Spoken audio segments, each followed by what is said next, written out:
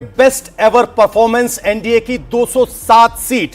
और अब आकलन हो रहा है कि बिहार की इस जीत में बीजेपी के प्रधानमंत्री नरेंद्र मोदी की कितनी बड़ी भूमिका है। प्रधानमंत्री नरेंद्र मोदी ने बिहार में मेरा बूथ सबसे मजबूत जैसे कदमों से बीजेपी को काफी फायदा पहुंचाया।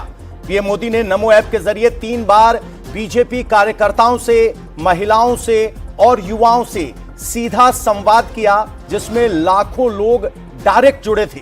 यह इस बात का सबूत है कि कैसे एक लीडर अपने कार्यकर्ताओं को अपना बेस्ट देने के लिए मोटिवेट कर सकता है। बीजेपी की जीत की बड़ी वजह राहुल गांधी द्वारा पीएम मोदी पर पर्सनल अटैक करना भी रहा।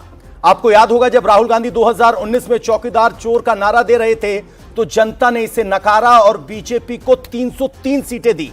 बिहार में राहुल गांधी ने पीएम मोदी को वोट चोर कहा और इस बात का जवाब बिहार की जनता ने दिया। यह बात एक बार फिर साफ हो गई कि जब जब पीएम मोदी पर पर्सनल अटैक होता है तो लोग इसे स्वीकार नहीं करते। कांग्रेस की हार की एक वजह यह भी है कि कांग्रेस अब अपने मूल सिद्धांतों से दूर होती दिखाई दे रही है।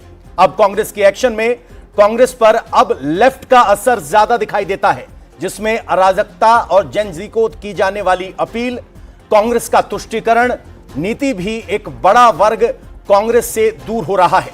विरोधियों के नैरेटिव की वजह से 2024 में लोगों ने बीजेपी को 240 सीटों पर रोक दिया, लेकिन शायद उसके बाद लोगों को लगा कि कहीं उन्होंने मैंडेट देने में कोई गलती तो नहीं की, क्योंकि 2024 के बाद हरियाणा में बीजेपी की जीत हुई।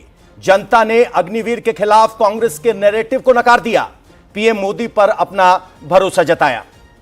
और फिर महाराष्ट्र में एनडीए की लैंडस्लाइड विक्ट्री को आप याद करें, बीजेपी के चीफ मिनिस्टर के बनने को याद करें। 3 दशकों के बाद दिल्ली की सत्ता में भी दिल्ली में बीजेपी की वापसी हुई और साफ यह है कि अब देश की जनता को मोदी के विकास में विश्वास है।